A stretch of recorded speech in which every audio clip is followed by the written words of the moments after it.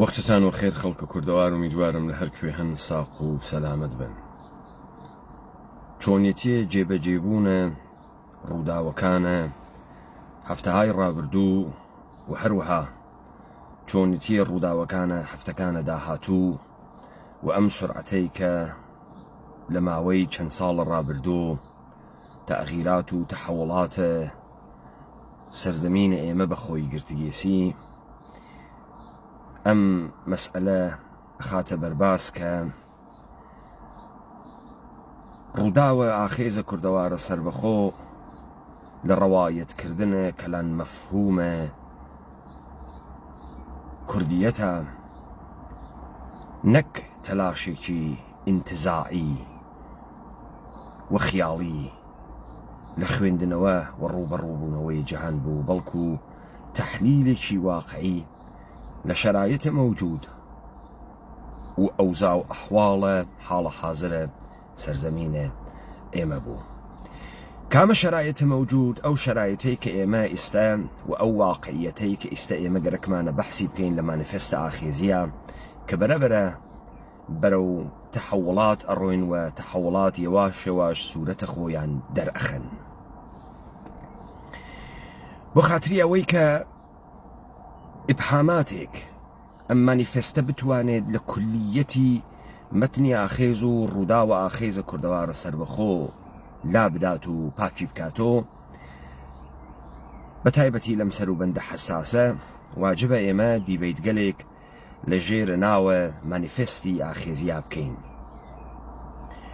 فرەی لە ئەوانەی کە دەرگیرە ئینقلابیگەری بووبن و چوبنە ناوە جەریانات چەپ تەکە مانیفێستی حیزبی کۆمۆنیستی نووسراو لەلایەنە کارل مارکس و ئێنگلس و ئاشنان کە بەم دێڕە دەست پێیەکە شەبەحێک بەسەر ئوروپا خەریکە ئەسوڕێتەوە و ئەو شەبەحە کۆمۆنیزمە. واقعیەتی جیهانە ئەمڕۆژ نەک ئەوەسە کە مارکس خەریک بوو نەویدی ئەدا بە تەبەقەیە کارگەر کە تەبەقەیە کارگەر تەبەقەیەکی تەئسیرگوزار ئەکسەریەتە و ئەتوانێ ڕۆڵە ڕەحاییە خۆی و مەردم بگێڕێ، بەڵکو واقعیەت دنیای ئەمڕۆ واقعیەتێکە لە گەورەبوون، لە بەهێزبوون و لە سوڵتەگەریەکی تام و تەمامە دەسەڵاتە سوڵتەی جەهانی بەسەر جەوامع بەشەریە. ئەو واقعیەتە کە ئیسە سوورە خواتەوە بەسەر جەهان ئەمەسە کە نظامە سوڵتەی جەهانی بە تەمامە قودرەت خەریکە ئەو بەشەی لەو گۆی زەویە کە هێشتا ئەتوانێت تەوانە مخالەفەتی لە بەرامبەرە ئەم بەرنامەیە جەهانیە بوێت یەک دەستی ئەکا، یەک ڕەنگی ئەکا و واردە ڕەوەندە جەهانیەکەی ئەکا لە ژێرە ئارایشێک کە بە نیروەکانی ئەدات. ئەمە نەک بەو معناسە کە تۆ وەکو مەردم تووشە خوسران و ناومیدی بکە، بەڵکو بەو معناسە کە تۆ بە خوێندنەوەی حاڵ حازرت و ئیستەیەکە وایتەیە و بە تەحلیلێکی دروست کە لە ئیستەهەی بتوانی لە بەرامبەرە ئارایشە نیروەکانە غاسب قودرەت و سروەتە ئارایشە دروستە ئینقلابی خۆت بکەی. بزانن بۆ خاتری ئەوەی ئەمە بکرێت و بەتایبەتی بۆ ئەوانەی کە سەرەتایەک لە ئەدەبیاتە مبارەزە ئەزانن، سەرەتایەک لە ئەدەبیاتە مشتومڕە ئیجتیماعی و سیاسی ئەزانن، من ئێوە بگەڕێنەمەوە بۆ مەقولەیە ئینقلاب. مەقولەیە ئینقلاب وەکو مەسئلەی گرتنە دەستی قودرەت و دەسەڵات کە مشخصەن بە ئینقلابە فەڕەنسا و ئینقلابە کەبیرە فەڕەنسا تێتە منسەی زوهور لە دنیای غەربە و بەو معناسە کە تەنها ڕێگەیە کەسب دەسەڵاتە سیاسی و قودرەت لەلایەنە مردمەوە ئینقلابکردنە و ئەمانە ئەڕۆنە قاڵبە ئینقلاباتە کلاسیک، چ لە نەوعە ئینقلابە ئەمریکا، چ لە نەوعە ئینقلابە فەڕەنسا، چ لە نەوعە ئینقلابە ڕووسیە. مشتركات ئەمانە انقلاباتێکی لیبرالیە، انقلاباتێکی لیبرالی کە ئەتوانێ زەمینە و بەستەر فراهەم بکات بۆ ئەو نیروەی کە مارکس تحتە ناوە نیروی پرۆلێتاریا باسیەکە و ئەم اتفاقە لە ڕووسیا جۆرێک ئەکەفێت، ئەویش ئەوەسە کە ئەقەلیەتە پرۆلێتەر ئەتوانێت انقلاب بکا بەهینە خۆی و انقلاب تەسەڕفکە. هەو سەبەبەکەشی ئەوەسە کە ئەقەلیەتە بولشویکە انقلابە لیبرالی ڕووسیا ئەتوانێت بە سرعەتێکی فرە تەمامە نەهادگە لە دەسەڵاتە تزاری و نۆرمەکانە دەسەڵاتە تزاری لە بنیان و هەڵتەکێنێت و بتوانێت ئەم ئاشۆی کە کەوتکەسە ناوە جامعە بە ڕادیکالیزمە خۆی نەزمێکی تری بە سرعەت بەسەر و سوارکە تا تووشە لە یەکترازان نەوێت. ئەم اتفاقە و ئەم ڕووداوە کە لە ڕووسیا کەوت متقاعبە ئەوە قەرار بوو لە جێگەهایەکی تری دنیا بکەوێ. بۆیە حزب کۆمۆنیستە ڕووسیا ئەحزابە بەرادەری لە سەرزەمینەکانەتەرا دروست کرد، ولی عەمەلەن انقلابە کۆمۆنیستی لە هیچ کام لەم سەرزەمینانە اتفاق نەکەوت، بەڵکو لە ئیتالیا و لە ئاڵمان توودەیە مەردم کەوتە داوە فەشیزم، کەوتە داوە نەسیۆنال سۆسیالیزم. وەو اتفاقی کە لە ڕووسیا کەوت نە لە ئاڵمان کەوت، نە لە ئیتالیا کەوت، نە لە فەڕەنسا کەوت، نە لە هیچ کام لە حەوزەیە و کشوەرانە کەوت کە بە ئەحزابە بەرادەر و ئەحیانەن بە ئیلهام بەخشیە لە ئینقلاب ڕووسیا قەرار و بیکەن. ئەمە بوو بەهۆ سەبەب ئەوەی کە زۆرینەی زۆری جەریانات چەپ بە دنباڵە ئارەزووی دروستکردنە ئەکسەریەتە تەبەقەیە کارگەر شروع بکەن بە کارگەرسازی و هاوکاریکردنە دەوڵەتەکان و نەهادگەلەتر و سەرمایەداری لە تەغییرە ریختە کۆمەلگا خویە ئینسانەکانە تا بەڵکەم ئەحیانەن بەم ئارەزووە بگەن. ئەمما سەیرە دەسەڵاتێکە ئەڕوویە بەرەو لە بە ئینقیاد کێشانە کۆمەلگاکانە بەشەری لە تەغییرە ماهیەتدانیان لە ورودیان بە دنیاوی جەدیدێک ئەمانە بتوانن حکوومەتی بەسەرۆ بکەن، ڕووداوگەلێکی تری دروست کرد. ومن مشخصەن گەرەکمە بێمەوە سەر کوردەوار و لەم مانەفێستی ئاخێزیان نەم گەرەکە بڕۆمە سەر مەتنەکانە ئاخێزە کوردەوارە سەربەخۆ بە تەنهایی و تەمامە دیبەیتەکانەتر محاولە بکەم کە زیپی بکەمەوە ناوە ئەمە، هەر لە دیبەیتەکانە شۆڕشەکانە جەهەنەم و تا ئاخرین شۆڕش و تا دیبەیتەکانە 100 ساڵ تاریکی و تا دیبەیتکە لە جۆرا و جۆرێک کە توانیگەسی ئەم حەوزەیە واقعیەتە ئەمڕۆژ و ڕابردوویە ومەتە کوردیە تەحلیل بکات، بیهۆنێتەوە و بەحسی بکات. مشخصەن بەم کەلەمە دەست پێ بکەم زەرفە هەفتەهای ڕابردوو ئێوە شاهد بوون گروپگەلە سەلەفی لە شارە مەریوانە پەلامارە مردمیاندا لە منتەقەی دار سەیران و تەلاشێک بۆ سەربڕینە کەسێک. ناگەهان ئەم گروپهای سەلەفیە سەریان لە شارە سەقز دەرهاورد و کەسێکیان لە شارە سەقز کوشت. ناگەهان ئەم گروپگەلە سەلەفیە سەریان لە شارە سنە دەرهاورد و تهدیدە خەڵکیان کرد. ئەمما لە هەفتەیە ڕابردووە لە منتەقەیە سەرپێڵەزەها و داڵەهوا اتفاقێکی تر کەوت. دەرگیریە فیمابەینە بەرادەرانە ئەحلە حەق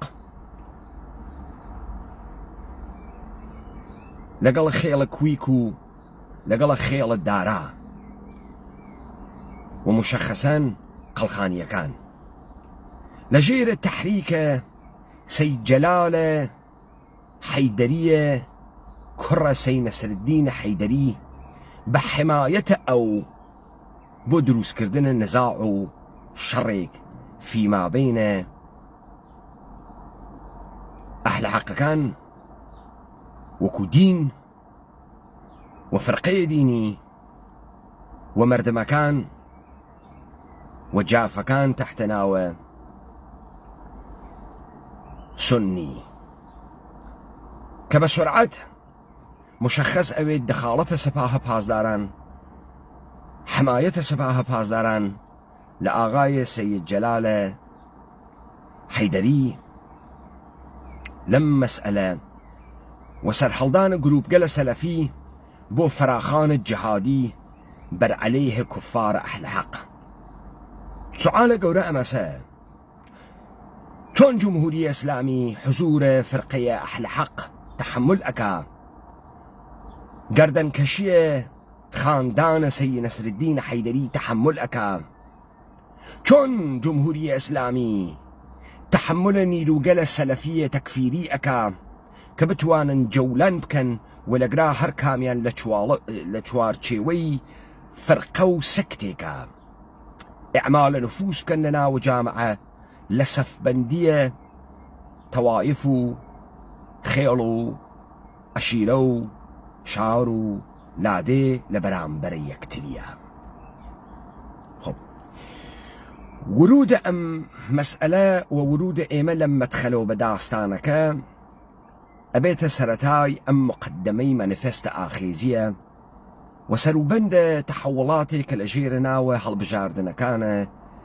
رئاسة الجمهوري لكوربريشن آنوسية إيراني اتفاق كوي من لسرتاوى دو كليد وشم بكاربرد يك انقلاب ومسألة كسب دا صلاة مردم بانقلاب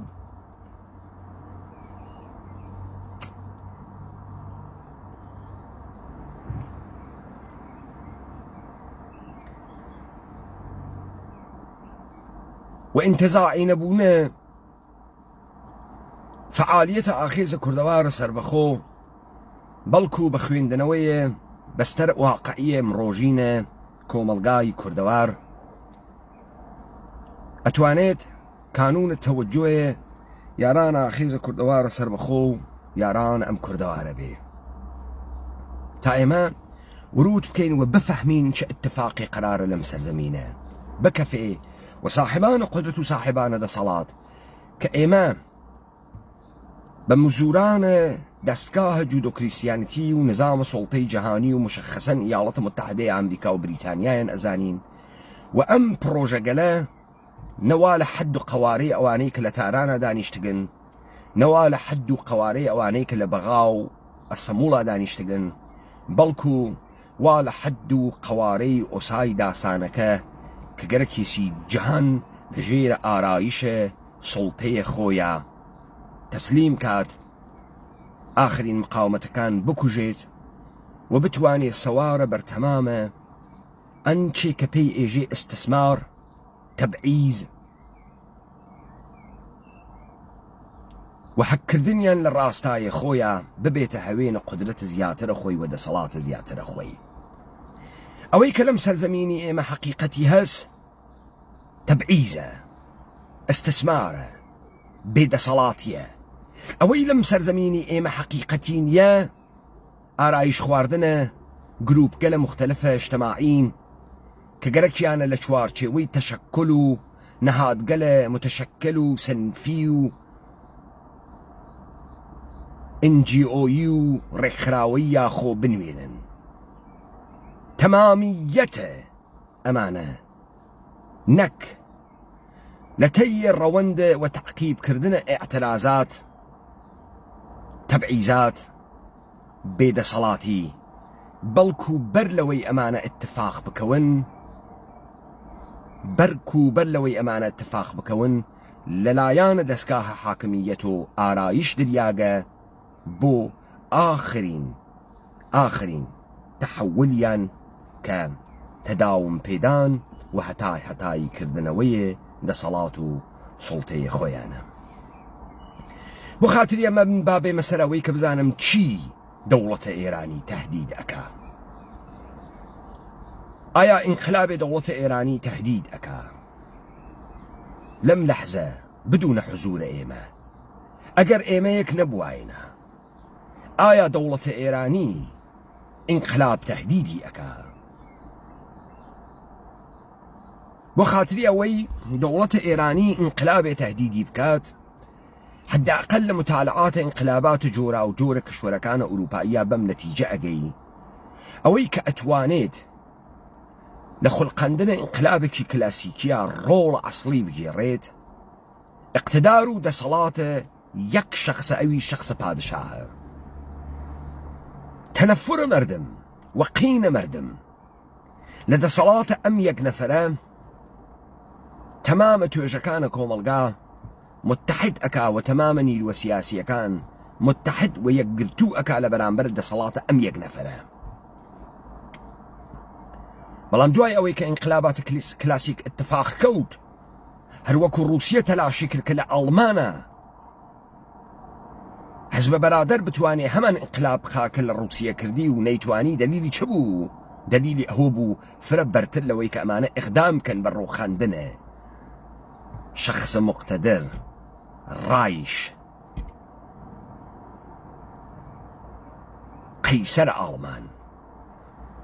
قەیسەر ئاڵمان لە بین چوو وەم ئیقتدارە نەما بوو ئەمە نوکتەیە دووەمێ کە توانی فەشیزم بێرێت تحقیرێ بوو کە ئەڵمانیەکان و حسە ناسیۆنالیستی ئەڵمانی لە بریتانیا و لە فەڕەنسا گرتبوویان لە هێزە دەرەکی گرتبوویان تحقیرێک کە بەسەریانە دوای سۆڵحە وەرسای دریا بوو هەروەها ئیتالیاییەکان بۆیە عاملە ناسیۆنالیزم و تەنەشە ناسیۆنالیستی لە دەروونە جامعەی ئەڵمانە منجەر بە ناسیۆنال سۆسیالیست بوو تحقیر و تهدید هێزە دەرەکی تحقیرێکی ناسیۆنالیستی کە بەسەر ئەمانە هات بوو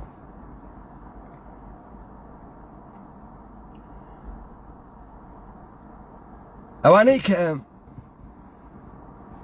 نەمایش ئینقلابە 57یان کرد یعنی ئەربابە ئەمریکایی و ئیسراری هەست کە تۆ ئەمە بە عنوانە ئینقلاب قبول کەی و تۆ ئەمڕۆ لەگەڵ هەر نیرویەکە قسە ئەکەی لەم سەرزەمینە ئێمە وەقایع ساڵە 57 بە ئینقلابە تودەئیە مردمی ئەزانێت وەگەرە کێسی بیواتە قاڵە بە ئینقلاباتە کلاسیک کە گویا تەمامە نیروهای ئیجتماعیەکە لە ناو ئەو جامعە هاتبوونە دەرۆ حەولێ محورە ڕۆخەندنە شخصێکی تاج وەسەر ئجماعیان کرد و توانیان پەدیدەیە ئینقلاب دروستکەن کڵاو بەرداریەکی مطلقە بۆ ئەوەی کە بتوانن خودە مەفهومە ئینقلاب لە یەکا بهاڕن چون کارنامەیە جمهوری ئیسلامی کارنامەی ئایەت الله خومینی و ئەنسارە ئایەت الله خومینی کارنامەیەکی ڕەشی قێزەون لە تەبعیز و سەرکوب و کوشتار و ئاشوب بوو بەم سەرزەمینە لەذا ئەوەی تۆ بە مردمیکردن ئینقلابە 57 و بە ئیسرارە بە ئینقلابە 57 کە ئینقلابە مردمی بوو و بەرامەدە ئارایش و هەماهەنگی و ئتحادە نیروگەلە واقعی سیاسی و مبارزاتی لە دەروون ئەو جامعە بوو خەریکی مەفهومە ئینقلاب ئەکوتی لەناوە جامعەیە کۆرپۆرێشنە ئێرانە دەورانە پەهلەویە ئوسوولەن هیچ جەریانێکی ئیجتماعی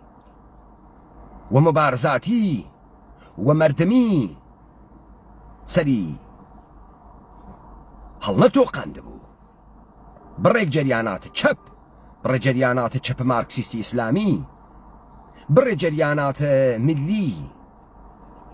بڕێ جەریاناتە چەپە وابەستە بە حیزبە بەرادەر مەوجود بوون بەڵام لە بهترین حاڵەتە 1% مردمە جامعەیە ئێرانیان نەمتشەکل کردبوو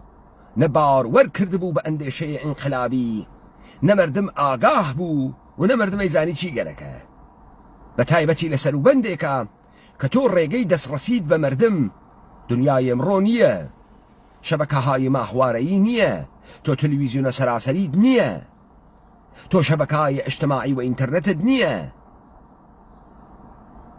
تۆ ئەم تەوانتە نییە تەمامە جامعەیە ئێران ئاگاه بکەیت و تووشە تەلاتۆماتی بکەی تا ئەحیانە نیروگە لە ئیجتماعی بێنە دەرۆ وبتوانن حول محور روخاندنا حمرزاي بهلوي اتحاد كان أحيانا لسالة بنجاو حفتا انقلاب كلاسيكة ليبرالي صورة بقري وآية الله خميني بتواني انقلاب متصرف ويد كبعدن جرياناتي وكو مجاهدين خلقوا جرياناتي وكو شريكاية فدائية أقليته جرياناتي وكو كوملو سهندو سربدارانو راه كارقرو أمانة بين وإدعاب كان كإنقلاب مردميفو وإنقلاب كآية الله خميني دزي خب إصرار بما يعني أوانت هوانيان بوغا أم تحول إيجاد كان وقركيانا إدعاب كان كأو بهايك دايان تواني بيغهاي قدرة شام متزلزلكا أما سرعة جيرة أولا توهم أويك تو توانيك تأيدي انقلابي خود بتمام آحاد مردمان سرزمينه كردوار لجيرة دس كوربريشن إيراني بالروايته پهلوی آریایی منتشر بكي بلاوي بكيتو نكتي الدوم كأمانة خليك تعقيبي أكن أما سكك لك أنا بديدية انقلاب وكو مسألية ودس قرتنا دا صلاة للايان استثمار بوغا كانو سركوب بوغا كانو بحاشي رندقا كان أكثرية قالبا نودونه درسدية مردمان سرزمين إيما ابطالي بكنو وإنقلاب بكن بمفهومك تردبوغ مفهومك قيزون مفهومك إتن ودونه درسد مردمان أم سرزمينه ناوي تعخيبي بكا ناوي لدستور كار خوي قراري بداد وأما لدوران جمهورية إسلامية لدوران جمهورية إسلامية أنت كتولم سروبندي انتخابات خريكي مشاهدي أكي وقتی تو اوینی وردو درسی کسان کرتریبون اگر ندسو لسر دو مقوله اویسن اچنه سر انتصابات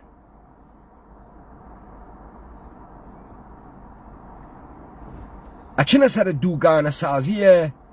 جمهوریت و اجن جمهوریتی نماگه تو عملا لگرا شخصی کی مقتدر ناوینید که احیانا کسیک حول لبين بردن اقتدار ام كسا بتواني سفاريكا وقت علي خامنئي اويني كدستور دا بشوراي نقهبان وشوراي نقهبان دستور علي خامنئي بعنوان الرهبر وفرمان حكومتي وحكم حكومتي جيبجي ناكا وقت تو لبرامبر ارتش جمهورية اسلامي سپاه پاسداران دانياغا وخلق ايجي سپاه پاسداران قيزونه ولي ارتش جمهورية اسلامي اشتق شنقيكا وقتي خلقي يا اويتو طرفدار رئيس جمهور احمدي نژاد ويتش روحاني ويت لبرامبر خامنئي يا سفاريكا يا اويكا طرفداران خامنئي لبرامبر رئيس جمهور ناكارا مدى سفاريكا بو شرايط اقتصادي خراوة بو مردم وزعيان خراوترا بو مردم بيدا صلاترن بو مردم رفاهيانية چون حسن كليتساز سياستكاني غلط بو چون حسن كليتساز برجامي دروس كرد لذا هر چشن اعتراضك لم سرزمين دروس بكريت اچي تقالب صورة بندي جناح رقيب وأجر احيانا اعتراضاتك يشفر قدرة من دويت كتا اتفاق نكوت كلا زرفة 43 سالة گذشته دولة جمهورية اسلامية در بهترين حالات اگر فشار بيرن مهريكي لي عوز اكن واجن هرچيش تحل بو هرچيش تخراو بو احمدي نژاد خراو بو بين برون رأي بدن روحاني كان الرهبة رئيس جمهور بين برون رأي بدن فلانا كسب كان رئيس جمهور بس تقول لك لا بينيت حول محور اقتدار يك نفر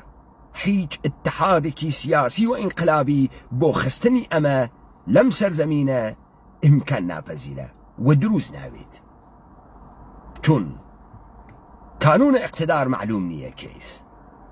چون نيروگل جوراجور خريكن بازيه كان چون 32 دانه حزب اصلاح طلبي واتيا فقط چون نهادگەلە جۆرا و جۆرێ وەکو NGO فعالیەتە مەدەنی واتیە قەهرەمانانە فعالیەتە مەدەنی واتیە ئەمسالە خانمە نەرگسە محەممەدی و نەسرینە ستوودە و نوری زاد و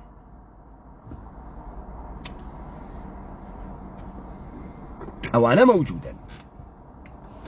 لذا لەگرا یەک نوع پلۆرالیزم مەوجودە بۆیە اتفاقێک کەوتگە تۆ شاهد انقلاب واتحاد حول محور ڕۆخاندنە چهرەیەکی مقتدر کە تەمام قدرەتی قەبزەکردگە ناوێنیت ئەمە نوکتەی دووەم ئەو اتفاقی وا لە ئاڵمانە کەفت ئایا ئەنچە پێی ئێژن ناسیۆنالیزمە ئێرانی ناسیۆنالیزمێکی تحقیر بووگە ئایا تهدیدە خارجی وا لەسەریە ئایا ئەتوانێ منجەر بوێت بە ئینقلابێکی سەلتەنەت تەڵەبان تەرەفدارانە پادشاهی تەرەفدارانە ناسیۆنالیزمە 2500 ساڵەی ئێرانی ئایا اتفاق ئەکەفێت ئایا ئەم اتفاقە ئەکەفێت جوابە مەسە خەیر بۆ بە پێچەوانە ئەنچە کە پێی ئێژن ناسیۆنالیزمە ئێرانی نەک تەحقیر نەوگە بەڵکو لە دەورانە جمهوریە ئیسلامیە تەنیا دەورانێکە کە مەورد ئیدعاس کە ئەم سەرزەمینە تیکەیەکی لێ نەکردیاگە و عێراق نەیتوانی تیکەیەکی لێ بسێنێ بەڵام لە زمانی حەمە ڕەزای پەهلەوی بەحرین لە دەستیان دەرچوو مە نوکتەیە ئەووەڵە نوکتەیە دووەم جمهوریە ئیسلامی سەوارە بە تەفەکورە شیعە توانی گەسی شەڕهاوێکی نیابەتی بکات و بتوانێت لە یەمەن و حتا سووریە حتا لوبنان بێرە تێژێر چمکە خۆی ئەو عێراقی وا تهدیدە دەوڵەتە ئێرانی کرد ئمڕۆ عەمەلەن بەشێکە لە ئیقتیدارە دەوڵەتە ئێرانی نەک ناسیۆنالیزمە ئێرانی سەرخوردە نییە بەڵکە ناسیۆنالیزمە ئێرانی ئمڕۆ فکرەکە لە بەرامبەرە یاڵەتە متحدەیە ئەمریکا و ئیمپریالیزمە جەهانی و شەیتانە بزۆرگا سەفارایی کردگە ناسیۆنالیزمە ئێرانی یا سەڵتەنەت تەڵەبەکان ئمڕۆ کە گەرەکیانە نەمایەندگی 2500 ساڵی بکەن نەک ناچنە قاڵە بە شێوەیە ئەفراتی ناسیۆنالیزمە ئێرانی بەڵکو محکومن بە خیانەت کە داوا ئەکەن لە مەردمە مەغرورە ئێران تەسلیمە غەرب بوێت و ئەمە ئەو محوەرەسە کە تەرەفدارانە حکوومەت جمهوری ئیسلامی بە تەمام قدرەت و تحتناوە ناسیۆنالیزمە ئێرانی افتخاری پێەکەن کە توانی گیانە لە بەرامبەرە تەحریم و گەلە کۆمەی جەهانیە بوێسن تەحمیلە ئێرادەیە ئیاڵەتە متحدەیە ئەمریکا و ئیسرائیلە بوێسن تەنیا دەوڵەتێکن کە ئەتوانن مەوجودیەتە ئیسرائیل تەهدیدکەن توانی گیانە ئەلا ڕقمە تەحریمهای شەدید اقتصادی ڕیخت و قەبارەیە جامعەیان حفظکەن ئەمانە هیچ کامیان تەحقیرێک نیەن تۆ دەسی پێوە بگری بەڵکو شکۆ بوو دەوڵەتە ئێرانی و لە کنارە ئەمە دروستکردنە چهرەیەک وەکو قاسمە سولەیمانی ژەنەراڵە نێودەوڵەتیە دەوڵەتە ئێرانی ژەنەراڵێکی یاڵەتە متحدەیە ئەمریکا مستەقیمەن بەدەستیەوە تەنتێ بەدەستی یەک نەفەر و ئاغای دۆناڵد ترامپ هدایەتە عەمەلیات و کوشتنە ئاغای قاسم سولەیمانیەکە ئەمە تەحقیری وا لە شوێنە ناسیۆنالیزمە ئێرانی ئەحیانەن تەحقیر بووگە یان ناسیۆنالیزمە ئێرانی حتا ئەڕوا فوەکرێتە قولی خۆی بە قودرەتمەندتر و قودرەتمەندتر و قودرەتمەندتر ئەزانێ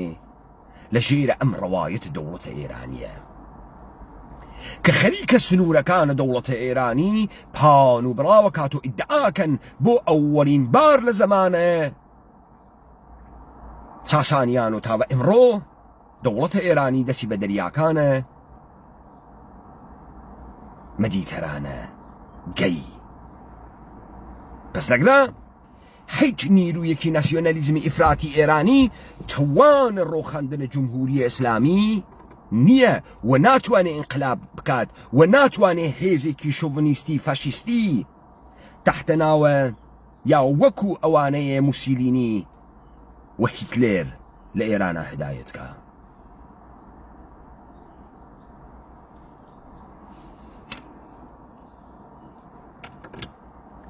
ئەو دەستورەی و دەوڵەتە کۆرپۆرەیشنیە ئێرانیە جوولەکەی ئانووسی تەعقیبی کرد، ئەوە بوو کە ئینقلاب و مەفهومە ئینقلاب و دەسەڵاتە مردم بە تەورە مطلق نابود کات و شروعی کرد بە سەرسازی، هەنجارسازی و متاڵەبەسازی لە ناو جامعە. ئەو وەختە تۆ لەم سەرزەمینە ئیتر ناتوانانی ئینقلاب بکەی، چون تۆ لە ژێرە پرۆرالیزمە،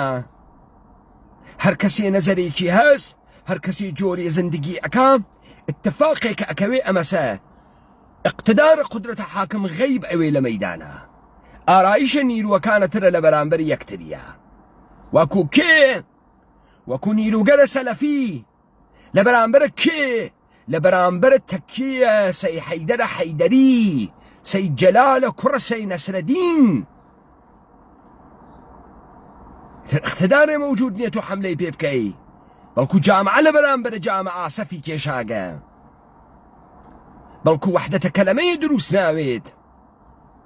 بەڵکو یەکگرتنەوەیە دروست ناوێت. سفوفە هۆمۆسێکسوالەکان ئەوێسێ لە بەرامبەرە سفوفە سنەتیەکانە، سفوفە ژنانە فۆمەنیست ئەوێسێ لە بەرامبەر پیاکانە، سفوفە تەرەفدارانە محیتە زیست و حیوانات ئەوێسێ لە بەرامبەر مابەقیە جامعە کە نۆڕمەکان ئەوان ڕعایەت ناکە. لەذا حاکمیەتی جمهوری ئیسلامی بە تەورە مەسنوعی بە شێوەیەکی حمایەتکەرانە و دخالەتکەرانە لە دروستکردنە نەهادگە لە متشەکلە ئیجتیماعیە ڕۆڵی گێڕاگە، کاری کردگە و دەستکاکان و نەهادگە لە دەوڵەتە ئێرانی، نەهادگە لە ئەمنیەتی دەوڵەتە ئێرانی خۆی شروعی کردگە بە دروستکردنە جامعەی پرۆڕاڵە متشەکل لە ژێرە ناوە کارگەران هەفتەپە، سەندیکای ئۆتۆبوسڕانیە تاران، لە ژێرە ناوە تەرەفدارانە محیتە زیست، لە ژێرە ناوە تەرەفدارانە ئازادیە ژنان و ئەستادیۆم چوونە ژنان و چوارشەمبەکانە چەرمەگ و ڕووسەری فڕەدان، لە ژێرە ناوە قەومبازی، لەکبازی، کەسپیەنبازی، گیلەکیبازی، کوردبازی، بەلوچبازی، لۆڕبازی، بەختیاریبازی، گەشتی پرۆژەی سپای پاسداران و دەوڵەتە ئێرانیە، ئەزدەم تەشەکل سازی بۆ ئەستاندنەوەی تەوانە ئینقلابیە ئستسمار بووگەکان، مەورد تەبعیز واقع بووگەکان بە بەردە و کۆیلە کریاگەکان. ئەمانە مەجموعەیەکی گستەردە لە ناو کەم لە تەعدادا دەنگ بەرز لە تریبونان کە بەسەر فەزای سەرزەمین ئێمە حاکم بووگەن و ئەکسەریەتە بێشکڵە بێدەسەڵاتە ئەم سەرزەمینە توانە تەحلیل، توانە سازماندەهی، توانە هەڵگرتنە ئیدەی ئینقلابیان لێ سنریاگەسەوە. ئوسولاً ئەمڕۆ هیچ فعلیەتێ لە بەرامبەرە تەغییراتە دەوڵەتە ئێرانی ئەنجام نەدریاگە. کابرا هەڵەگەڕێت تۆ ئێژێ ئینقلابە جمهوری ئیسلامی ئەڕۆخێ، کەسێ سوعالی نێ ناکات تۆ چیت کردگە کە بڕۆخێ، چۆن لە خۆی وا ئەڕۆخێ. دەوڵەتە ئێرانی لە هیچ کوێی بورهەیە تاریخیە جەدیدە خۆیان کە بە وجود هاتکە بە ئەندازەیە ئەم دەقیقە تەسەلوتی بە جامعە نەوگە، جامعەی لە یەک نەترازاندگە و تەمامە نیروگەلێکە تەقسیمی کردگەت نیروگەلە خۆینی، نیروگەلە بەرساختەی خۆینی، هۆڤیەتیان لە خۆی گرتگە و لە ڕاستای ماندگاریە خۆی خەریکن کار ئەکەن و حوزەی قدرەتیان قایم کردگە و تۆ اقتدار ناوێنی وا لە دەسە کیە؟ وا لە دەسە کیە؟ وا لە دەسە عەوامل سەلەفیە، جەمعیەتە دەعوە و ئیسلاحە، وا لە دەسە ئیسلاح تەڵەبینە، وا لە دەسە ئوسولگەراکانە، ولا دس قوي قضايا ولا دس قوي مقننة ولا دس كيم اقتداره وشوراي نجحبان قصي علي خامنة إينا خوينيتو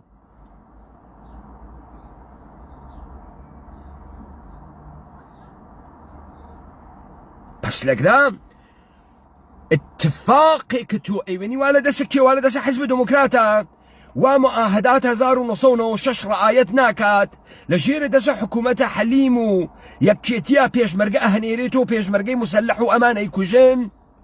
حوزي اقتدار ولا دسكياتو حملي بيبكي موجود نية دي ايما يا مردم اشي لبرامبر كيا سفارة يبكين اشي بر اساس تشي وحدة كلمة دروس كين يقرتوي حول محور تشي اتفاق كفي وقتي ام جامعة تقسيم بوغس سر انواو اقسام NGO رخراوو انواو اقسام السنديكا دويك ترحو لا يحيى حماية الحيوانات لمجلس ايران تسويبو لزابة ازموني كنظام سلطي جهاني بدسيها وردقا لنقاط مختلفة تمام أماني لسرزمين إيما بكار مندان خوي تاقي كردو وهات سرسازي كرد مطالبة سازي كرد حنجار سازي كرد امرو اتفاقك لسرزمين إيما أكفئ مساء تاج زادة لتو يمردم محترستره خامنئي لتو محترستره خامنئي اجي قسم ناخوينو ام فساد من نيم تو لحليم كردستان اويني ملا باختيار خويتي تناو تظاهر كنندگان كابري محترز يجي باوكي جامناتكم لبرانبره ملا باختيار تظاهراتكم ملا باختيار توات كي تلاي من امشي يخبا كي بقرين داي لقراء اتفاقك لسرزمين ايما كوت كأمسا حوزي اقتدار بنهان بوغا ديارنية تنازني بكي حملكي وكيم كاري كردغا حاكمية آيا اويك لسرزمين ايما اتفاق كوتغا تواني جيسي قوام بقري نه تواني جيسي تبديل بيو بحقيقة الجامعة نه تلاش يان أكرد بيكن بحقيقة الجامعة بلي يعني وكو دنيا غربي لين هاتك وكو بريطانيا وفرنسا وإيطاليا وألمان وأمريكا لين هاتك فاتحي بخويني بيجي تواوبو 6 دهس 7 دهس توانيان مردم بخسينن بلكو اويك لسرزميني ما اتفاق كوتك سمري 3 دهس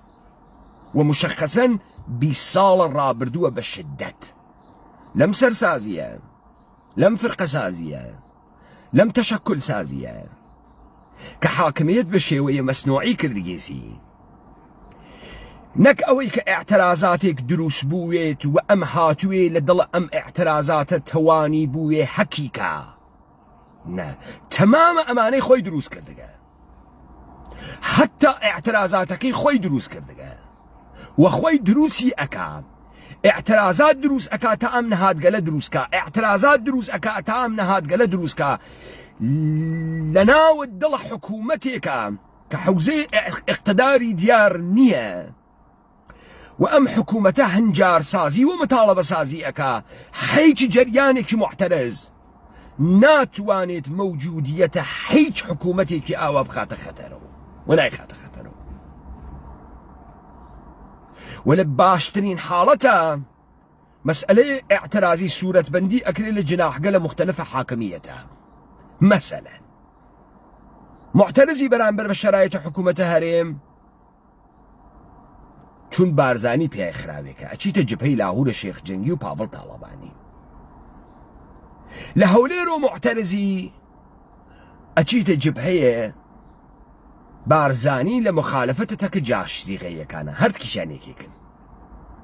بس توان اعتراضي ناتواني الحاكمية تكان با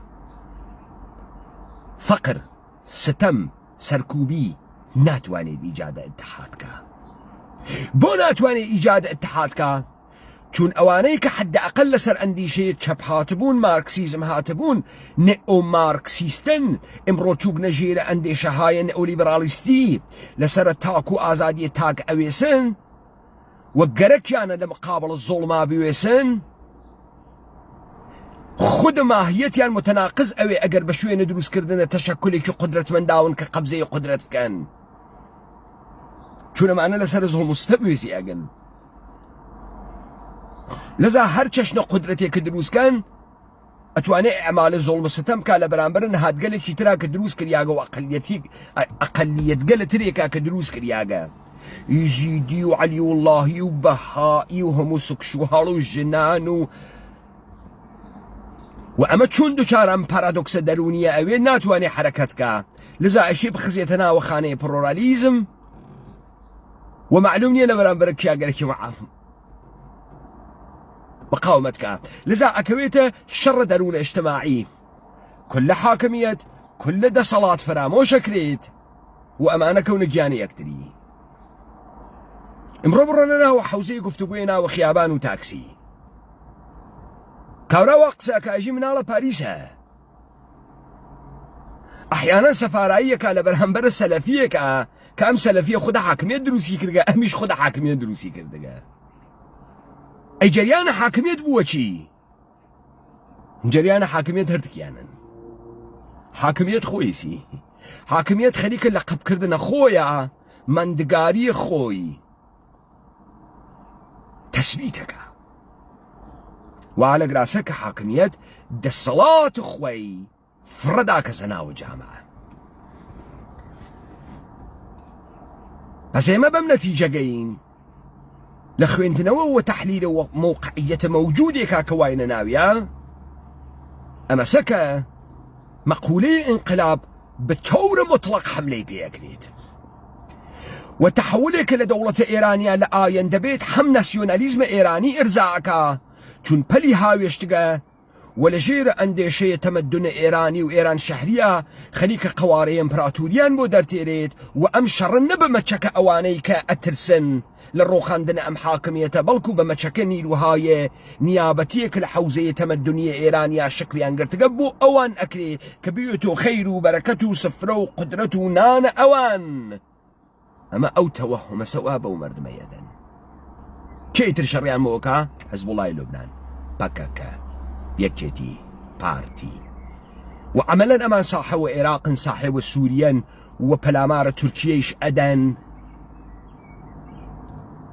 آية أما حج مخالفته لبرامبر حكومة إيرانية دروس أكا تبعة أي لم وسط تكليفا من ودونو درس داويتوشي وابيد صلاته ووال جير تبعيزه ووال جير ستما تكليف أمانيك قرار بو لجيرنا ودوران مدرنيتا بونو صاحي وقدرة دويتو چي تكليف أمر دما بيتو چي اگر انقلاب نكا أمر دما خز أخوال لنيواني يكتريا تمام إرزابون شخصي ووجودي خوي أوسا كتواني جيسي لبرامبر انقيادي كابيوسي أوشيا تندروية مذهبية كش تواني جيسي لبرامبر در بي كورت فلانا كسابيوسي هرت كشان كي هدايتي أنا كان كي دروسياني كردقا هرت كان حاكمية دروسي كردقا أقا حاكميتنا وچه اتفاقي أقا كفي سلفي إما أخوا أهل حق إما أخوا بياو سالار إما أخوا حاكمية تشتقشنجي كواسبي قانون إيش دروس بكريت تا إما كنترول كانا إما قلو إينا قرق ويكتري أخوين لذا مطالبات إما أويتو چي مطالبات قاتبية إما دروس كردن قدرتي كي قدرتمند كبو تمام حوزي زندگي إما قانوني بيت تا بتواني إما كنترول كا تا إما بتواني لم كنترول بودجيه تنوع خوما لبرامبر تنوعي كي ترى لبالا دسمانا حفظ كاين وأو نتواني تسليقي خوي بسر مانو بدات بلام حاكمية بابا تمام قدرت قانون وسلطي خوي بسر إما بدات عملاً بيد صلاة كان تكبيت صلاة كان درجير بوجن ولا توهمتك الشرية كتريا وتعقيب آزادية لقل يكتريا لبرامبر يكتريا حتى سيستم دا صلاة نهادينا كانوا سؤال آيا إما بشوية كلاسيكي أما أنتواني انقلاب كين بين حول محوره خستنا شخصية آية الله علي خامنئي لقل نيروقل مختلفة سياسية اتحاد كين جواب نخير بو چون توزيح مدا حج كامل مانا عمق اجتماعيا نية حج كامل مانا قدرتيا نية حج كامل مانا ايدي انقلابيا نية حج كامل مانا ايدي كي همجيريا نية كحتى بتوان اتحادي كي منسجم لنيروية كي يقدر سديا دروز كان نسيان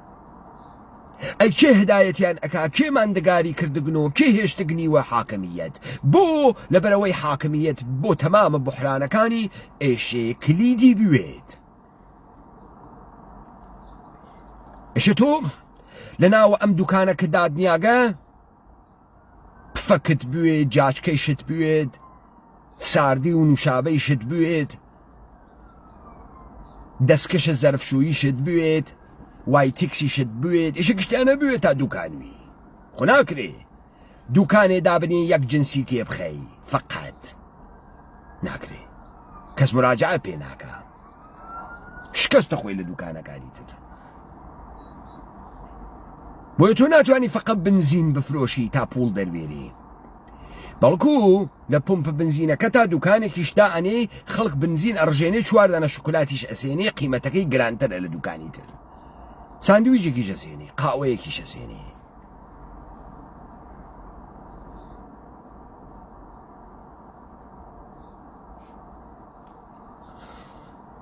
بس أم اتحادام صورة ناقريت واتفاق ناكفي آيا حيش نيروي لإيرانا توانا انقلابي بو نخير بو چون خود مفهوم انقلاب كوت كسبر حجمية ورد ودرسيان أزدم چون تبليغ أكن بو آينديكي نا معلوم كأجر بچنا نا وآشو شرطيت نا أمنيتيت سروتان لدس أدن ومردم لما حالتان خراو أوي أما كيكا أما تماما نيروغل برساختك أحيانا إشي نيروغلك بن در أسر اعتراضات أم مردم دروس بوين وخويا متشكل كردوية تماما أمانة لخلق قدرتي كي مقتدرة كأتواني بوشاية أمنيتي دروس كأترسن ومهمترين كاريان تبليغ أمسك أم خلقاء إيجاد نويت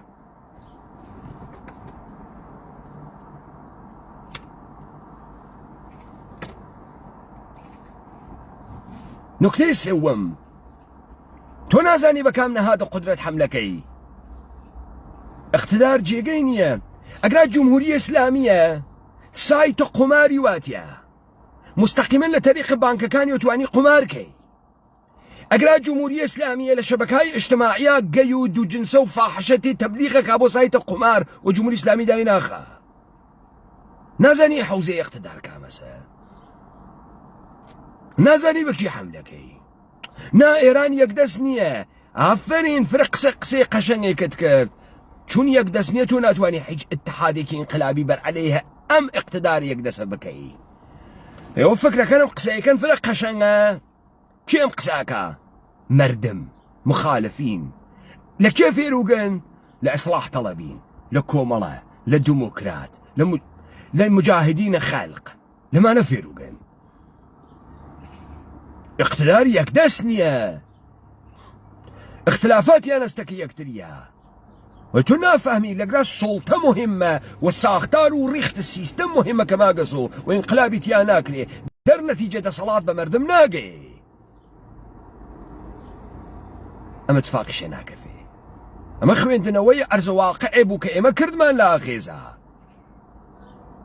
لزا مفاهيم قديم بدر ديما ناخوات مفاهيم انقلاب البرولتاري بدر ديما ناخوات مفاهيم كلاسيكة انقلاب الليبرالي بدر ديمين اخوارد چون ناتواني بحج كامي انكار كي بحر كامي انكار كي ويتداوى حكومتها لتشكل سازي وشورا سازي قرتقا تا حوزەی فعالیەت جامعەی مەدەنی، civil right، individualism، فەردیەتگەرایی، تەمام ئەمانەوە لە مشتە حاکمیەتە و تەمام ئەمانەی کردگە کە حوزەی قودرەت پەراکەندە بکە و یەک گفتمان و یەک دیسکۆرسە حاکمیەتە مطلق خەیر قانونی بهێڵێتەوە و کانون اقتداریشی پەرش و بڵاو کردگەسەوە. بەم مەفاهیمە ئیمکانە ئینقلاب موجود نەبوو. وەختێژم ئیمکانە ئینقلاب موجود نەبوو، کاکەی کوردم، خەڵکە کوردەوار، یعنی من و تۆی بێدەسەڵات،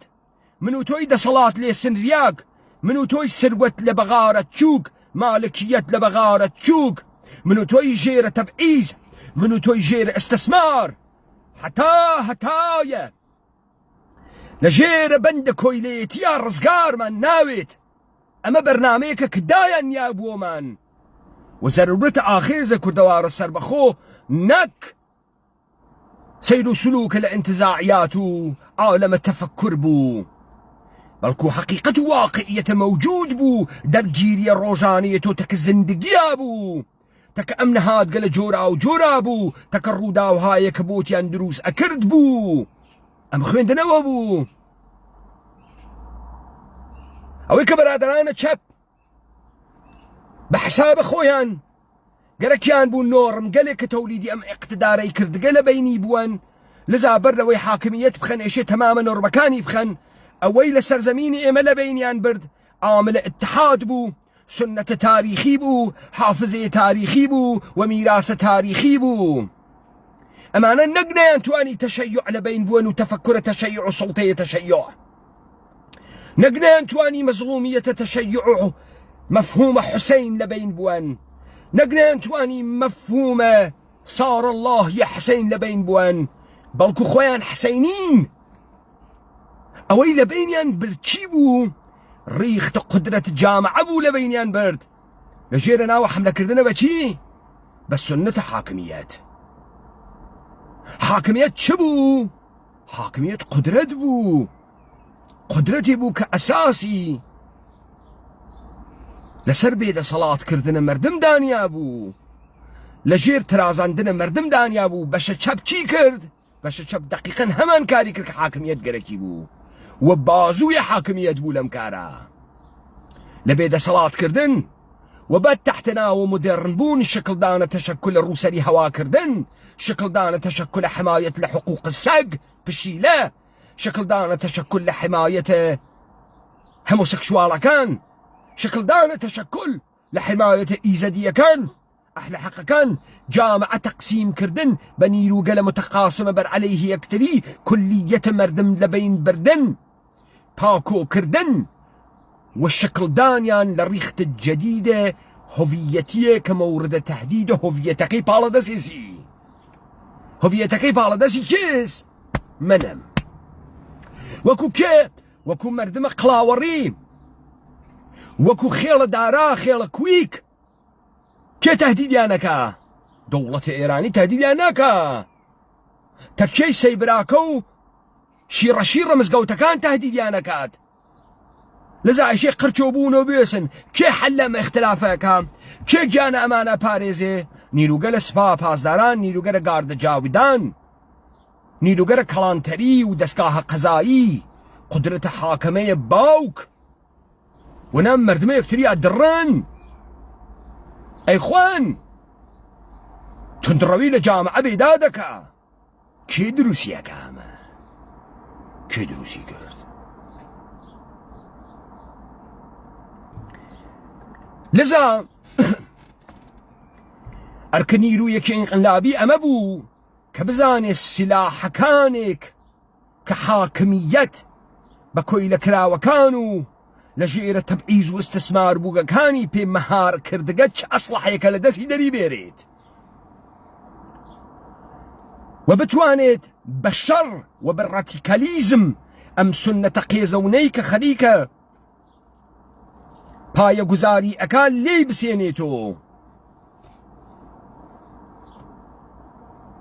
لەزا ئاخێزە کوردەوارە سەربەخۆ لە ئەوجە ڕادیکالیزمە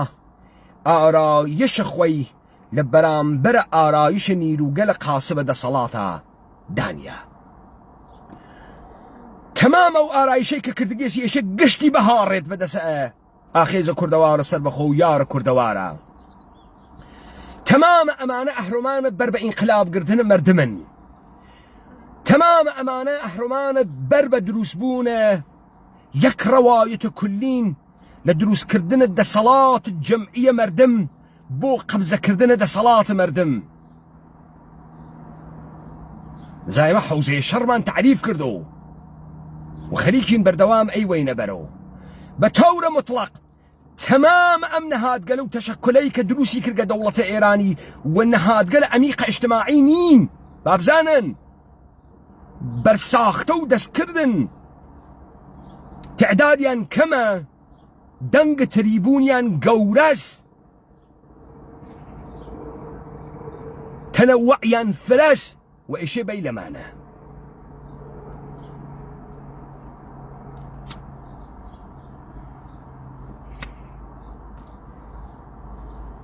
ئەقیمکردنە دەوڵەتە ئێرانی لە پەلهاوێشتنی لە منتەقە و تعریفکردنەوەی حەوزەیە تەمەدونە ئێرانی لە ژێرە دەسەڵاتە حکوومەتە مەرکەزیە بۆ ئرزاکردنە نەسیۆنالیزمە قەومێکی نامەوجودی ئێرانێکی کۆرپڕێتی شرکەتیە ئێشێ بە تەمامە قودرەتە بەرامبەریەوە بوێسی. نەقش و ڕۆڵە ئێمەیە کورد بە سوورەتە قەومی نە ئەو مەفهومە واقعیەی کوردیە حدەئەقەل ئەمەسە کە ئێمە تەبدیل ناوین بە بازوویە گوشایش و فەتحە کۆرپڕێشنە ئێرانی و سەختترین منتەقەیە قەومی ئتنیکی کوردە، چون گوشایش و فەتحە ئیمپراتوریەتەکان لەسەر مەچەکە ئەم مردمەسە. ئیجادە هەر چەشنە اتحادێ لەم سەرزەمینە لەم بەشە لە قەومی ئتنیکی کوردە تمام ڕؤیاکانە نظام سڵتەی جەهانی و ئەمریکا و دەستگای جودۆ کریستیانەتی هەڵ ئەتەکێنێت. هەروواکە ئێمە ناومان یاخرین شۆڕش، چون لە بەرامبەرە ئەن چێکە ناوی مەفهومی ئێرانە و ناسیۆنالیزمە ئێرانە نەڕیختە واقعی هەست، نە هێزە ئیجتماعی وا لە پشتە، بەڵکو یەک کۆرپۆرێشن و موەسسەساتەکەی وا لە بەردەستیە و ئەمە بە یەک ئیتحادە مردمی بە یەک ڕەوایەتە قودرەتمەند وەکو ئاوی خواردن ئەتوێتەوە و نابوو دەکرێت. بەڵام دەوڵەتە ئێرانی بەڵام ئەربابە گەورەی جودۆ کریستیانیتی نظامە سڵتەی بێکاردانە نیشتگە ئەم ئارایشەی کرد کە بە من بۆتانەموت. لەذا ئێژن مەقولەیە ئینقلاب مەقولەیەکی باتڵ غير ممكن وإمكان ناپذیرە. لەبەر ئەوەی تۆ منە مردم بووە نەدواوە، لەبەر ئەوەی تۆ منە مردم تەسلیمە واقعیەتێکی تەوەهم ساختە بووین کە ئەمانە ئارایش ئیجتماعیان دروست کردگە، ئەمانە توانی گیانە تەقسیم بەندی جامعە بکەن، ستەمەکانە جامعە بدۆزن و نەهادگە لە جۆرا و جۆری بۆ تعریفکەن و ئەمڕۆ ئەوێنیت هەرچی جنایەتکارە فاسدە یەکتریان گرکەتەکە یەکتریا دانیشن گفتگۆیە دموکراتیک ئەکەن دیالۆگ ئەکەن تەکە یەکتریا. تەمامەم بەرساختە گەلە لە نخبە سازی و لە NGO سازی و لە سندیکا سازی و لە حیزب سازی و لە دەروون حاکمیەتیا گشتیان کەوتکردنەتەکە یەکتریا گفتگۆکردن بۆ لەبەر ئەوەی لە ڕووبەرە عمومی و من و تۆ تەسلیم بووین بێژی قسێکمان بۆ کردن نییە. وەختی خودە عەلیە خامنەی معتەرزە کەسیش نازانێ بەکێ، وەختی خودم مەلا بەختیار معتەرزە کەسیش نازانێ بەکێ. ئێم خەڵکە پێی وابوو مەلا بەختیار حکوومەتە، تۆ مەزە نەگو مەلا بەختیار خۆشی معتەرزەوە ئەم حکوومەتە. ئەم خەڵکە پێی وابوو مەسعود بارزانی حکوومەتە، تۆ مەزە نەگو مەسعود بارزانی خۆشی معتەرزەوە ئەم حکوومەتە. ئەم خەڵکە وێزانی عەلیە خامنەی معتەرزە حکوومەتە، ئیسا خودە عەلیە خامنەی لە مستەنەدە غەیرە ڕەسمیان نیشانە دەبا مخۆشم گرفتارم، مخۆشم دەست معتەرزم بەم شەرایطە لەوتەم بەرنایە باڵانسم قودرەتە بشێوم خۆم نابوو دەکەن. خۆ ئەمە سەمەرەیە حاکمیەتێک بوو ئەم حاکمیەتە فقط دزی نەکردگە لەم جامعە بەڵکو ڕیختە ئەم جامعەیە دروست کردگە لەبەرەوەی بمێنێتەوە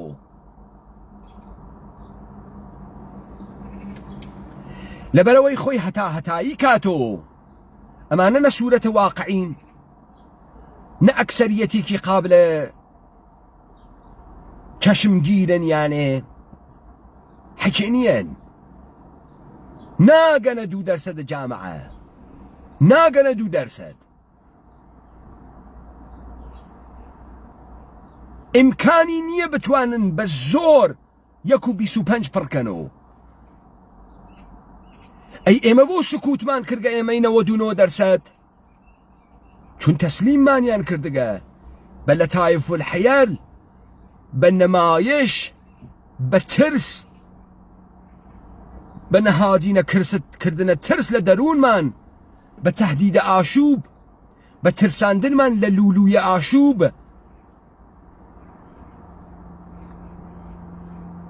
ئەگەر ئاشوب یعنی بێکاری ئێوە بێکارن ئەگەر ئاشوب یعنی برسێتی ئێوە برسین ئەگەر ئاشوب یعنی نەبوونە ڕۆیا ئێوە ڕۆیاتان نییە ئەگەر ئاشوب یعنی نەبوونە ئارەزوو ئێوە ئارەزووتان نییە. ئاشوب یعنی چی؟ نائەمنی یعنی چی تۆ لێی ئەترسی وا خەریکی مەرگە خامۆشەکەی وا یەک لەحزە زندگیت نەکردگە. لەزام ئەوەی ئاخێزە کوردەوارە سەر بەخۆ تعریفی کردگەسۆ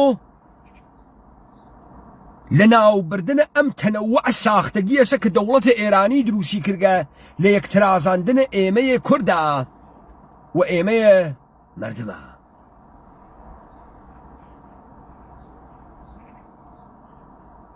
بۆیە بە تۆرە مطلق لە بەرامبەر دانە بەدانەی ئەمانە ئێمە وێسیاگین. دەوڵەتە ئێرانی یەواش یەواش بەرەو نەمایش انتخاباتە ڕوا تا زەعیفتەرین مهرەی هەڵبژێرێت بێژێ کڵاپسی کرد و بە تۆرە قەت ڕئیسی نییە و لێو دوا سەواری بکا بەر تەغیرات ئاگاتان لێوێ خەڵکینە نەکەونە شوێنە ئاعترازاتە ساختەگیە ئیجازە نەدەن لە تووڕەییەکانتان سوء ئستفادە بکەن بتانکەن بە هەوێنە تەغیر بەهاتان پێ بدەن لێو دوای ئەوەی کە بەهات داگە و حەچی دەستی نەگرتگە لە زاهر و ئەمان ڕواڵەتە خۆیان بگۆڕن و تۆ بۆ خۆت چەپڵە لێ بدەیت و توار ساحەی وەحیچێ نییەی و ساحەی وەحیچێ ناویت و لەمە خراوتریش ئەویت و لەمە داپڵۆسیاکتریش ئەویت کڵاو نەچێتە سەرت. انقلاب ئیمکان پەزیرە و ئێمە انقلاب ئەکەین بە شەرتێ ئێوە لەگەڵ نەفس خۆتانە درۆ نەکەن بە شەرتێ کە ئێوە خۆتان لە مەسیرە دەسەڵاتە قەرار بدەن خۆتان لە لیاقەتە دەسەڵاتە بوێنن توانن نەوتنتان هەبێت بە کۆیلەتی و بتوانن لە بەرامبەر تەنپەروەریە بوێسن و ئەما یارانە ئاخێزە کوردەوارە سەر بەخۆ بەشێک لە مبارزەیە ئێمە بەختە هەروە کە ماکیاوەل وتی و بەشێکی کارەکانە خۆمانە.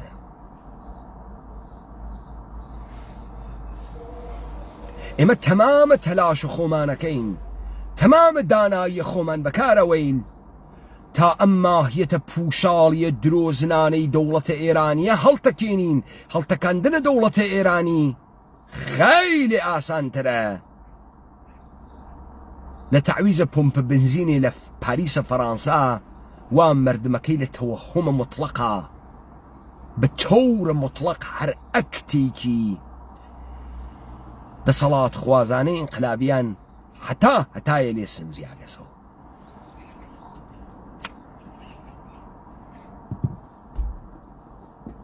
لەزام ئێمە ئاخرین شۆڕشین و ئەگەر شۆڕشە ئێمە سەر بگرێت ئەتوانێ ئیلهام بەخشە قیامە ما بەقیە کۆیلەکانەتە جەهەن بێت تا ئێمە لە جێگەیەکە ئەم زنجیرە بپسێنین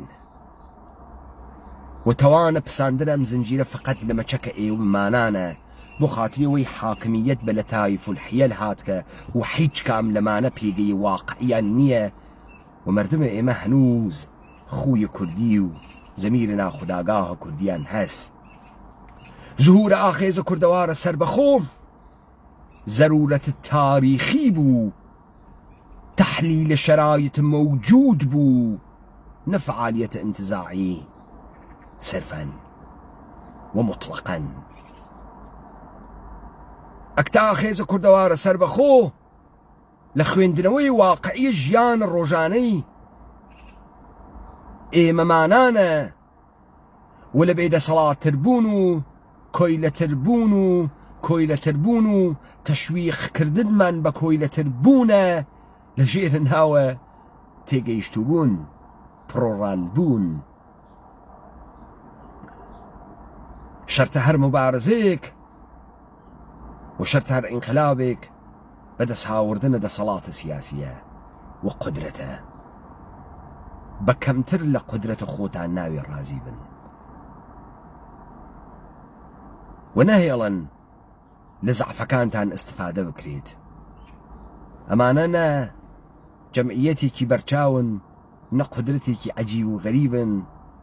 فقط بە لە تایف الحیەل و بە ئەبزارە ڕسانە و سلیبریتی سازی و شایع دروستکردن و نۆرم دروستکردن و اختلاف سازیە لە ناو مردم و تەفرەقە دروستکردن و یەکتری لە بەرامبەری یەکتری قەراردان و ڕانددانە ئەم سەرانە فەرقە حیاتە خۆیان تەداوم پێدەن و هەتایی یەکەنەوە. پس لە تحوڵاتە ئایندا نەقشە ئێمە ڕادیکالیزم و مطلقە ئینقلابیە دان بە یەک نەفەریان نانێن، هەتا نابودیە مطلقیان تەلاش ئەکەن، نەهاتگە لە بەرساختە، چهرەگە لە بەرساختە، اختلافات و تەفرەقەیە دروستکریا ساختەیە دەسە دەوڵەتە ئێرانی، هەر لە جەمعیەتە ئیسلاح و دەعوە تا بەرادەرانە ئیسلام باز، تا بەرادەرانە ئاریا باز، تا بەرادەرانە زەردەشتی باز، ئەحلە حەق باز، ئیزیدی باز، تا بەرادەرانە کۆتر باز، سەک باز، چۆلەکە باز لە بەرامبەرە ئەم گشتە بازانە بێسن و بە تەورە مطلق نابودیان کەن کە نابودیە ئەم عدەیە قەلیلە ئەنگشتشمارە ڕەهاییە ئومەتێکی وا لەبەرە و ئەبێت بە دەرسێکی گەورەی تاریخی و ئاغازە شکست نظامە جودۆ کریستیانەتی و ئستیلای بەسەر ئەم گۆی زەمینە. بەشەرە کوردی سابەتی ئەکات ئەمانە ناتوانن بەشەر بە ئینقیاد بکێشن، ناتوانن بەشەر بکەن بە ڕۆبۆت، ناتوانن هەتایە کۆیلەیکەن، ناتوانن لە وادیە تەوەهم و لە وادیە سکوت و سکوونە نگەهداری بکەن بە قودرەتە ڕسانەیان، بە قودرەتە تەسویر سازیان، ناتوانن ئەم کارە بکەن چون ئەوەی ئینسان ئەیکێشێ ڕەنجە و دەرکە واقعیە زندگیە و ڕەنجە عەزیمێکە کە لە بێدەسەڵاتیە ئەیکێشێت، لە نابەرابەریە ئەیکێشێت، لە بێعەداڵەتیە ئەیکێشێت، لە تەوتە ئەوە پلانە ئەیکێشێت، لە سەربڕینە ڕۆیاکانیا ئەیکێشێت. پس ئێمە لە ڕۆژانە داهاتووە تینە سەر مانیفێستە ئاخێزی تا حاکمیەتە دەوڵەتە ئێرانی و ئەربابە جەهانیەکەی بزانێ لەم سەرزەمینە ناتوانێ ئەو کارە بکاوە لە مەبقی جەهانا کردی، تا بزانێ زهورە ئێمە زهورێکی تاریخی بوو لە مەقتەعێکی دروستە کە ئەم جامعە توانی ئەم کارە بکات و نەهێڵێ ئەو اتفاقی وا لە ئەمریکا و لە فەڕەنسە و لە ئینگلیس و لە مابەقی جەهانا کردتان لەگرا اتفاق بکەفێ. و ئەمما عمالە دەوڵەتە ئێرانی، عمالە دەوڵەتە ئێرانی لە ژێرە ناوە چۆلەکە باز و کۆترباز و ئیسلاح تەڵەب و حیزبە بەرساختە با بزانن حتا دەنگە ئاخێزە کوردەوارە سەربەخۆ بوێت تەهدیدە هەڵکێشان و نابودکردن و قرچاندن و سووتاندنتان مەوجودە و ئێوە عناسر فاسد نابود ئەکەین. ئەوە سە ئەو نیروە ڕادیکاڵە ئینقلابیەی مردم کە ئەتوانێ ئێوەی بازوویە داپڵۆسێنەرە بە کۆیلەکەرە مردم بە تەورە مطلق نابودکەوە نابودتانەکەین. من جملة سلفي باز من جملة صاحبان التكاياي مختلف لجيرنا والسيدة فلان طريقته سيدة فلان طريقته بير فلان طريقة بابزانا ايوه عاملان التفرقن كنايل نهار ياغا كاني كوالا جير ايوه الدجار كويلا كرياغن هيزيان يك بقريت تو ريكان ين يك بقريت تام السروري بكن تام الرفاه بكن تام كردبون بكن حزب ايوه والا دستور كاريما نابودية ايوه والا دستور كاريما ام راديكاليزما لخويندنوية واقعية چونيتي الروبروبونة وتك ايوه هسها نن فورمولا هاي كلاسيكة تشابو ليبراليا لخويندنوية اوزاعك ايوه هاوردكتانا وكارناميك دروستان كردقا وفورمولك موفق لخساندنو كويلا كردنا انسانا كبدستان هاوردقا وكشفتان كردقا وانتيكي هابلاي ايما ايما مردم ايما يكرد ايما ايوه اترازينين شوي مبارزة ايما جهان كردية ايما اغاز نابودي واستيلاء وسلطة ايوه اسبر بشرية لم جهانه وايما اخري شورشي بس ايوه اوينن دولة ايراني خريكة ببروجكان ارباب القوري وبروجكاني بسرزمين ايما سوار اكا وتشوار نعل خريكة اتازيت سكوت نودونو درسدية مردمو تشيقة يك درسدية اربابان حاكم برساختگان حاكم دنگ فزاي پرکرگسو دنگ آخيز كردوار سربخو بناو خوتانا بقرينن تا حاكميت بزانيت لهركوي دنيا ونظام السلطة بزاني لهركوي دنيا توانيم كارب كلام سرزميني مناكا تا ايما هنا سبدين تا ام دنقب بمينيت ايوه ناتوان استيلاي كامل لم سرزمينة بكنو ايما ايوه نابود اكين وتان روخينين لا ايوه خوش